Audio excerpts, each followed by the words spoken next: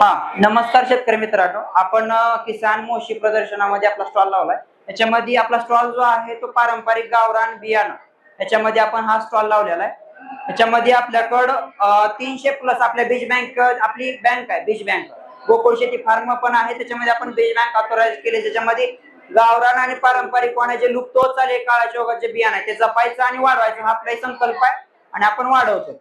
तर त्याच्यामध्ये आपल्याकडे भोपळ्याचे 15 प्रकार आहेत, टमाट्याचे 150 प्रकारांचे टमाट्याचे, वांग्याचे 30 प्रकार आहेत, मिरचीचे 15 प्रकार, तसे देशी गावरान वाण आहेत सगळे जे जे आहेत। तर त्याच्यामध्ये मक्यामध्ये नुसतं म्हणलं तर 9 प्रकार आहेत। लाल मका झाली, काळी मका झाली, पांढरी मका झाली।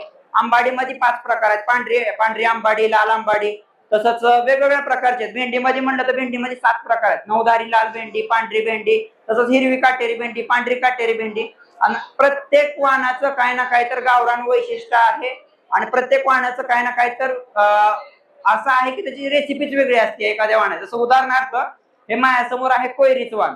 तर हे जे कोयरीचं वाण आहे ह्याच्यामध्ये म्हणजे ऍक्च्युली ह्याचा मेन गुणधर्म जर सांगायचा झाला तर ज्याचे हार्मोनी इम्बॅलन्स झालेले त्याच्यासाठी हे उपयुक्त आहे, म्हणजे जास्त आयुर्वेदिक आहे। तर काळाच्या योगामध्ये आता ह्याचं बियाणं दुर्मिळ झालेलं आहे पूर्णपणे। तर बियाणं तर कुठं मिळतच नाही, त्याच्यामुळे विसरून गेले सर्व की अरे ह्याचं बियाणं पण असतंय म्हणून। तर ह्याचं बियाणं लावलं पाहिजे, वाढवलं। आपल्याकडे या बँकेमध्ये आपण ह्याचं पण बियाणं जपलेलं आहे आणि वाढवलेलं आहे। तर बहुतांश वेळा असा विचार झाला की जर हायब्रिड बियाणं जर जास्त प्रमाणात उत्पादन देतंय तर त्याच्यामध्ये गावरान बियाणं कमी उत्पादन देतंय। तर उत्पादनाच्या दृष्टीने आपण करत नाहीये कोणती गोष्ट।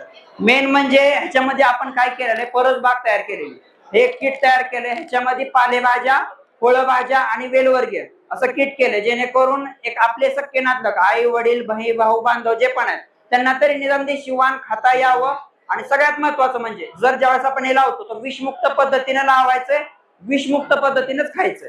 तर आणि हे बियाणं वाचवायचं आणि वाढवायचं, असं नाही की बाबा माझ्याकडे तर मी दुसऱ्याला देणार नाही। आदान प्रदान, आता माझी एवढी बीज बँक का झालेली आहे कारण आदान प्रदान आम्ही केलेलं, म्हणजे काही ज्या ज्या म्हणजे माझ्या भागात जे बियाणं आहे ते दुसरीकडे कुठं मिळत नाही आणि त्यांच्या भागात जे बियाणं ते माझ्याकडे कधी मिळत नाही। तर आदान प्रदान जेवढं होईल तेवढं बियाणं वाढेल।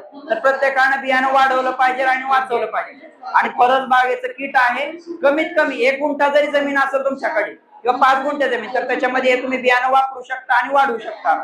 आपले सख्खे नातलगांनी तर विषमुक्त पद्धतीने खाल्लं पाहिजे। तर हे असं आपलं देशी वाणाची बीज बँक आपली आहे। आणि जर कुणाला बियाणं पाहिजे असेल तर तुम्ही आमच्याशी संपर्क करू शकता, आपल्याला घरपोच पण मिळेल। मोबाईल नंबर आहे आपला 78 20 91 98 05।